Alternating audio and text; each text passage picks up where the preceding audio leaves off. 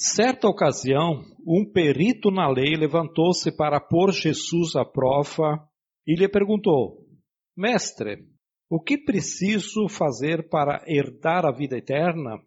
O que está escrito na lei? Respondeu Jesus. Como você a lê? Ele respondeu: Ame o Senhor, o seu Deus, de todo o seu coração, de toda a sua alma, de todas as suas forças e de todo o seu entendimento, e ame a seu próximo como a si mesmo. Disse Jesus: Você respondeu bem, você respondeu corretamente.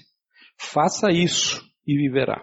Mas ele, querendo justificar-se, perguntou a Jesus: E quem é o meu próximo?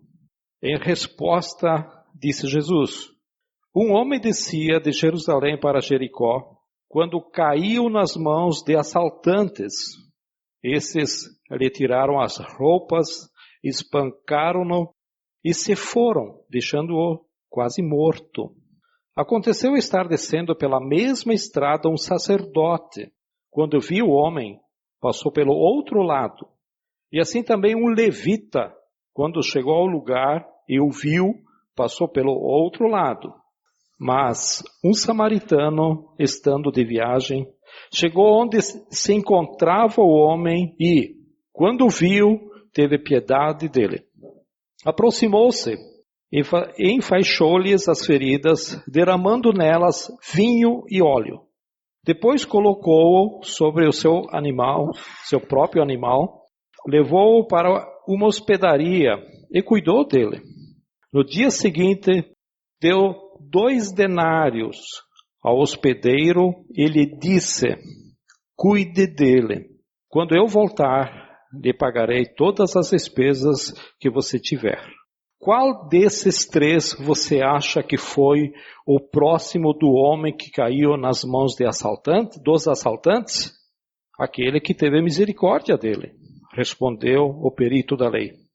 Jesus lhe disse: Vá e faça o mesmo. Essa é uma história a respeito da vida e a respeito de quem quer encontrar a vida. E a pergunta que dá origem a esta famosa parábola do bom samaritano é: Mestre, o que preciso fazer para herdar a vida eterna? E aí Jesus pergunta, né? O que é que diz a lei? A lei manda amar a Deus sobre todas as coisas e ao próximo como a mim mesmo. Muito bem, você conhece a lei. Mas na sua pergunta eu acho, e eu chego a crer, que você não conhece a vida. Em outras palavras, Jesus quis dizer isso para ele. Você conhece a lei, mas você ainda está procurando a vida. Parece que esse homem conhecia o que devia fazer, mas ainda havia uma brecha. O que muitas vezes nós falamos, há um vazio no coração. Né? Jesus respondeu, então, contando essa história. Jesus responde, tem muitas respostas contando histórias. E esta história ou parábola do bom samaritano mostra um cenário muito atual com a nossa realidade, de criminalidade, de violência e de conflitos, né? Por exemplo, o herói da parábola é um samaritano, mas judeus e samaritanos, eles não se conversavam, eles não podiam se ver. Se um passava num lado da rua, o outro cruzava. Há um conflito político e social nessa parábola aqui. Tá? Então, uma parábola que, a princípio, é a respeito da vida após a morte. Porque quando se lê aqui, Mestre, o que eu preciso fazer para herdar a vida eterna? Parece que ele está perguntando sobre a vida depois da morte.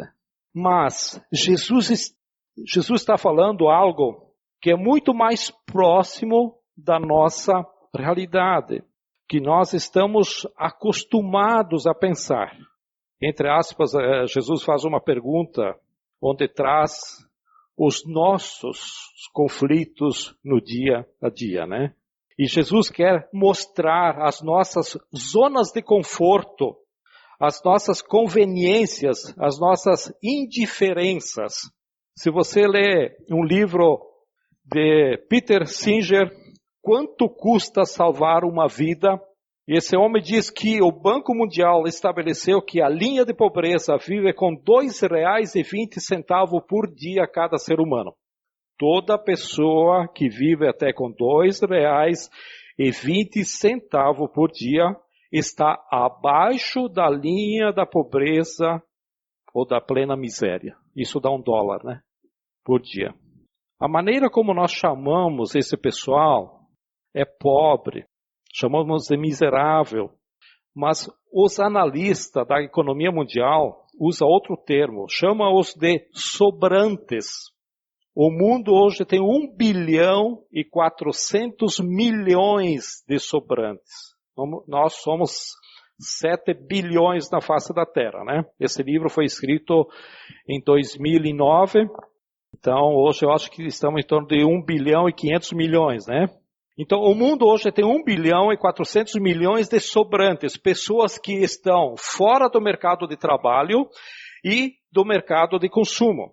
São os que sobraram, onde é considerada a pobreza mais miserável, conforme o Banco Mundial, conforme esse autor desse livro, R$ 2,20 por dia. Daí esse Peter Singer descreve quanto custa salvar uma vida usando simbolicamente R$ 2,20. E aí ele vai descrevendo, né? Quem quiser depois ler o livro, mata a curiosidade, né?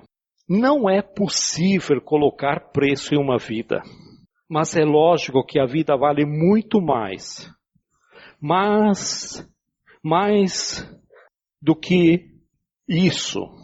Mas se fôssemos ou se desse para colocar preço em uma vida, o valor da vida, ela é inestimável, ela é incalculável. Deus deu um valor para a vida humana e o valor é semelhante à sua vida, né, a sua própria vida, ou seja, Deus através de Jesus Cristo morreu em favor da vida humana.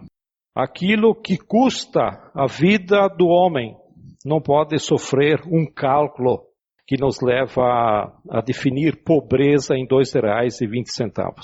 A vida vale muito mais. A vida vale muito mais. Agora, a vida de quem vale mais? Em primeiro lugar, primeiro momento, a vida desse homem que está à beira do caminho. Ou seja, a vida dos miseráveis, chamados de sobrantes. Esse 1 bilhão e 400 milhões de pessoas. Quando a gente passa e vê o indigente, quando a gente passa e vê alguém com fome, quando se vê alguém que não tem o mínimo de condição para sobreviver com dignidade, a gente olha para aquilo e choca. E a gente pensa que não é possível que a vida seja tão banalizada. Não é possível que a vida humana seja tão desvalorizada. Alguém esqueceu o quanto vale uma vida humana. Então, a vida vale mais do que isso. Vale muito mais do que isso. E parece que para nós a vida desvalorizada é só quando a gente se dá de cara com pobreza, com miséria e com sofrimento. Por exemplo, quando nos deparamos com um homem como esse aqui da Bíblia, que foi assaltado, espancado e deixado à beira do caminho, semi-morto, a gente olha para isso e o valor da vida salta aos nossos olhos. Porém, acho que nós precisamos ajustar o nosso olhar, trazendo para a nossa realidade.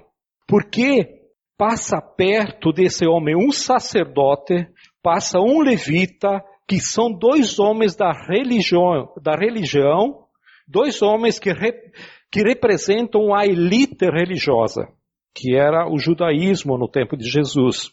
Eles não demonstram nenhum valor à vida, eles não conseguem enxergar a vida banalizada, a vida diminuída, a vida desvalorizada, a vida ofendida. E quem passa ao lado da vida banalizada, diminuída, desvalorizada, ofendida, não consegue enxergar isso.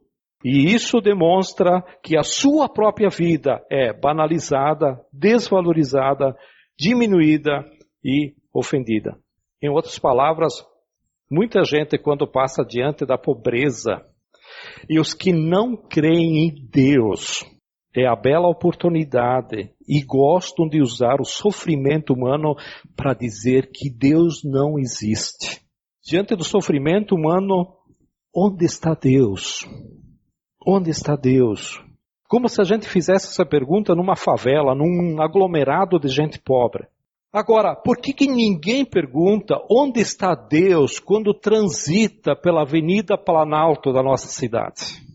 Por que ninguém pergunta onde está Deus no sábado de tarde, domingo de tarde, que transita pela Planalto, aquela avenida que vai pelo hotel? Por que ninguém pergunta onde está Deus quando vê alguém indiferente nos seus carros, importado ou não, com aqueles vidros todos escuros, assim, tudo fechado, você não vê motorista, você não vê ninguém. Em grandes cidades, até blindados, não sei se tem em nossas cidades também, carros blindados. Por que ninguém pergunta onde está Deus quando se vê alguém indiferente dessa forma? Por que ninguém pergunta onde está Deus nos bairros, ou condomínios, ou prédios de luxo de nossa cidade? Por que a gente só consegue enxergar pobreza na pobreza material? Por que a gente só consegue enxergar pobreza na falta de dinheiro? Por que a gente não consegue enxergar pobreza também na abundância de recursos e bens acumulados? Por que a gente não consegue enxergar pobreza também na indiferença de quem está acomodado no sofá da sua casa? Por que a gente não consegue enxergar pobreza também daqueles que são cegos para os que estão à beira do caminho? Eu desafio a você a perguntar a Deus se de fato no mundo como o nosso, os verdadeiros pobres não somos nós. Quem é o verdadeiro pobre? Aquele para quem uma latinha de refrigerante é uma fortuna, ou para aquele para quem uma latinha de refrigerante não vale nada? Quem é o verdadeiro pobre? Aquele que estende as mãos na rua pedindo as nossas moedas, ou nós que julgamos as nossas moedas nos cofrinhos, nas latinhas, nas canecas, nas gavetas, no console do nosso carro e nos bolsos? Quem é o verdadeiro pobre? Aquele para quem 20 centavos vale muito, ou para aquele quem 20 centavos não vale nada? Onde está a verdadeira pobreza? E o que é a verdadeira riqueza, então? Talvez nós precisamos fazer outra pergunta. Onde é que está a ausência de Deus? No universo de pobreza ou no universo de riqueza e indiferença? Ou talvez é melhor se perguntar, onde é que Deus está? Então temos várias perguntas para responder, para descobrirmos aonde é que está Deus, né? E vejam nessa parábola do bom samaritano, né? Um sujeito caído na beira do caminho, as pessoas passam ao lado, atravessam a rua, pulam o sujeito caído, pedem a compaixão de Deus, Deus que tenha misericórdia desse cara, mas todos seguem o seu caminho. Está aí um pobre caído, um sujeito indiferente. Até que vem alguém e se debruça sobre ele com compaixão, com misericórdia, com solidariedade. E aí a gente pergunta, onde está Deus nesta cena? Onde está Deus nesse fato? Dá para pensar? Dá para descobrir? Resposta? Onde está Deus? Um sujeito caído, meio morto, e um sujeito cheio de compaixão, debruçado sobre o que está meio morto. Onde está Deus? Vamos voltar. Onde está Deus? O sujeito que está caído, à beira do caminho, ou ou no sujeito que se debruça com paixão e generosidade? Eu não sei qual é a sua resposta, mas responda para você mesmo. Às vezes para alguns é difícil. Mas a pergunta é, onde é que está Deus nisso aqui? Porque disso aqui nós podemos ver onde é que está Deus na nossa vida. Porque Jesus, ele era surpreendente, né? E nem sempre quem se debruça com generosidade está movido pelo amor e pela simplicidade de alma. Jesus vai dizer para nós o seguinte: é verdade que quando alguém se debruça com compaixão, com generosidade, com amor e solidariedade para cuidar daquele que sofre, este que age com amor é uma expressão de Deus no mundo. E é isso que Deus chama de igreja. Quando pessoas têm esse tipo de atitude. E assim a Bíblia vai dizer que é a igreja. Nós somos a igreja. O corpo de cada um de nós faz parte do corpo de Cristo. Então a igreja, corpo de Cristo, que somos nós. A igreja, presença de Cristo no mundo. Então nós somos a presença de Cristo no mundo. A igreja, a resposta de Deus para o sofrimento no mundo. A sua compaixão, com seu gesto de generosidade, você que é bom samaritano, você que é boa samaritana, é presença de Deus no mundo. Você é a expressão de que Deus não abandonou o mundo. É verdade, e a Bíblia diz isso.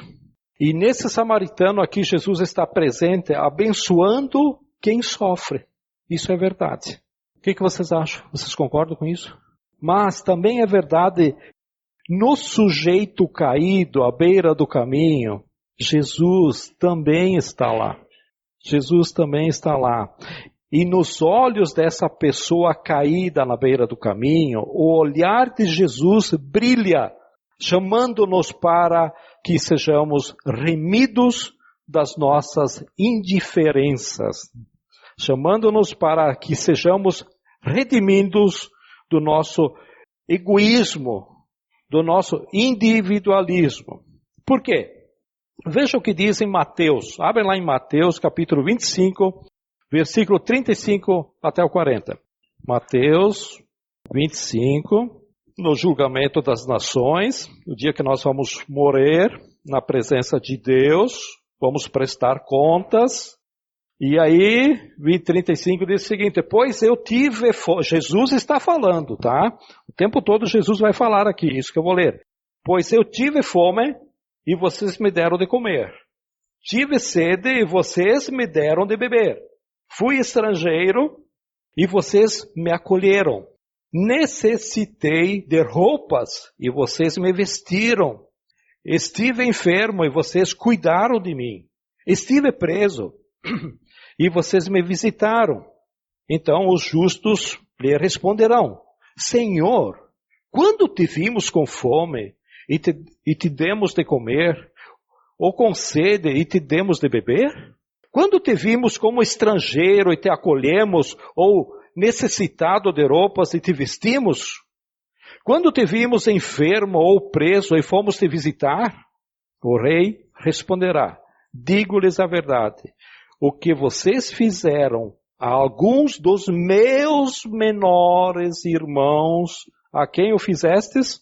A mim o fizestes, né? Tem uma tradução da linguagem de hoje, que ela diz também, aos humildes, quando vocês fizerem aos mais humildes, vocês o fizeram a mim.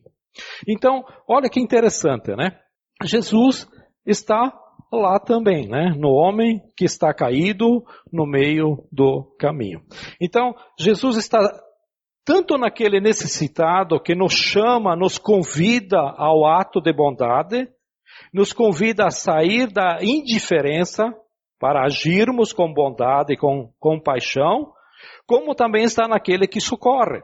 Se é verdade que nós podemos estender a mão a quem sofre, e em nossa mão estendida, a mão de Deus se estende para recolher quem sofre.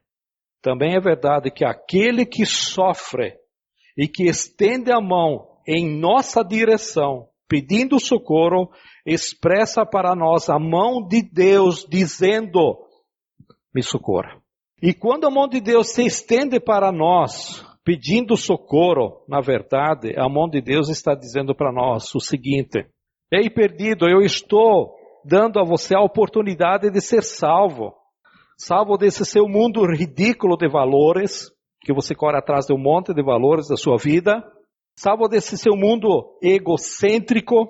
Salvo desse seu império do eu. Você está perdido e não sabe. Através da necessidade, vem o clamor de Deus, onde nos redime da nossa indiferença. Então, temos que ter o cuidado de não entrar na armadilha de pensarmos que nós somos os bonzinhos ajudando os miseráveis à beira do caminho. Aí vem a campanha de Natal, aí vem a campanha da Páscoa, aí vem a campanha do inverno, sei lá que campanha de ajudar as pessoas.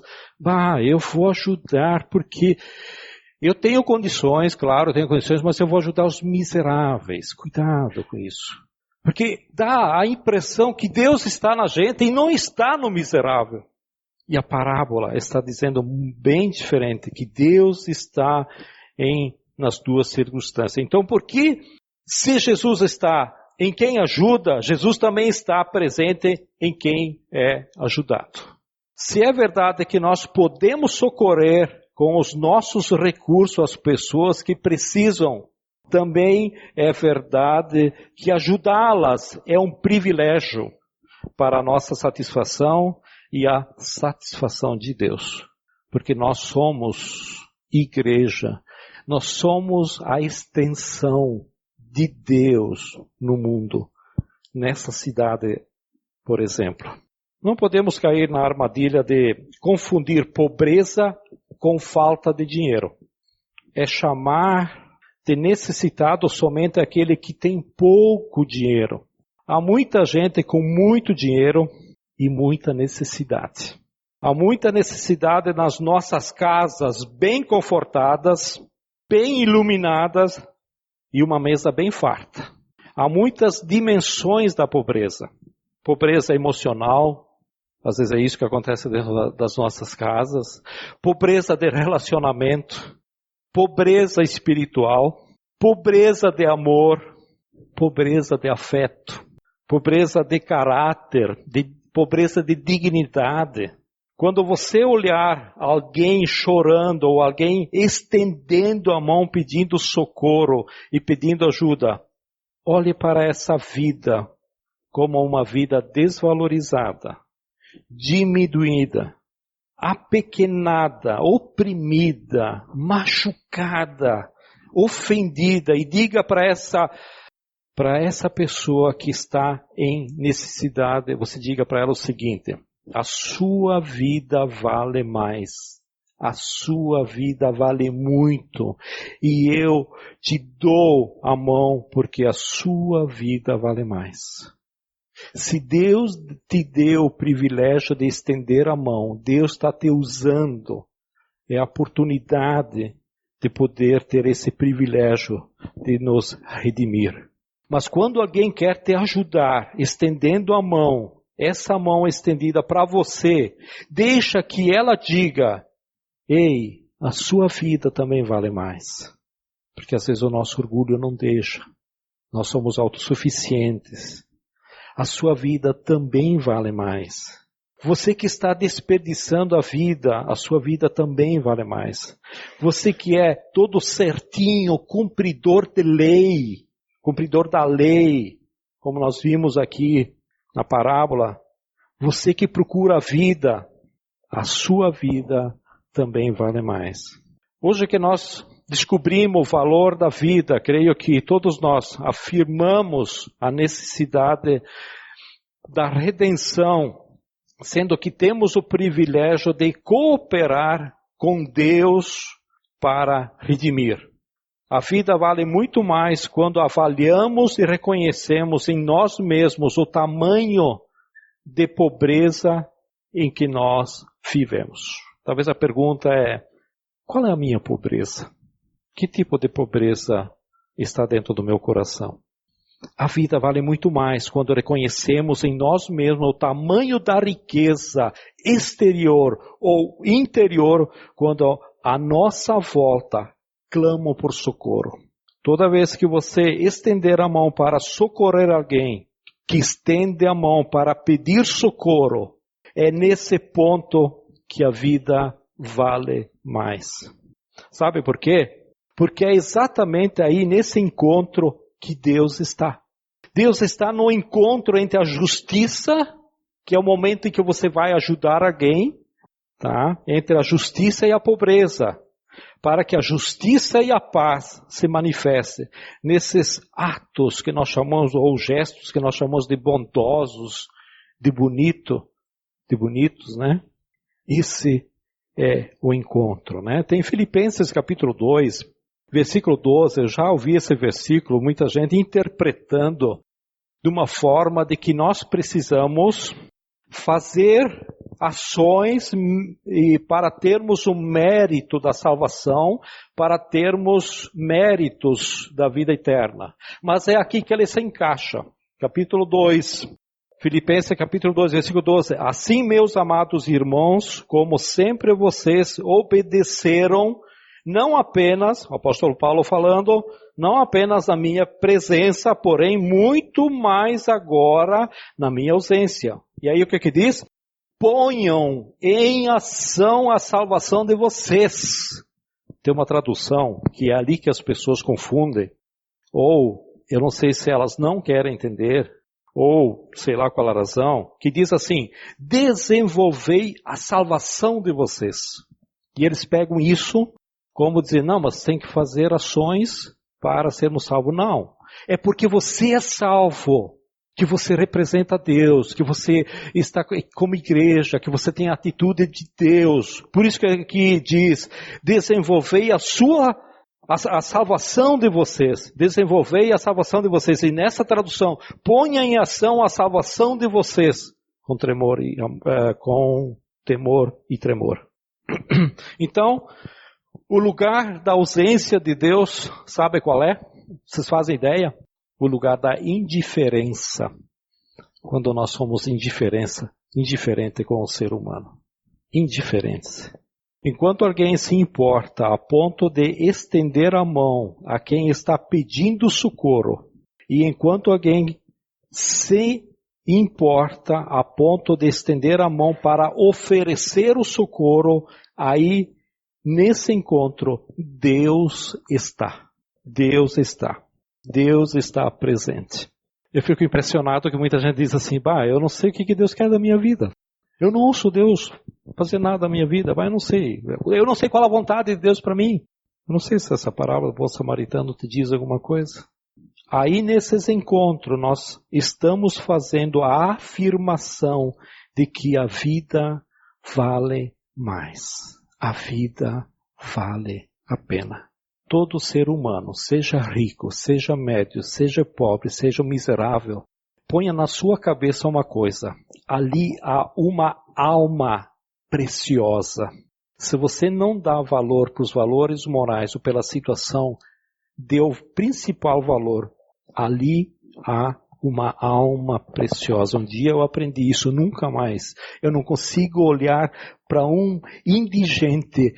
A primeira coisa que eu posso ver na pessoa, maltrapilho ou o que for, sempre eu penso, ali há uma alma preciosa para Deus.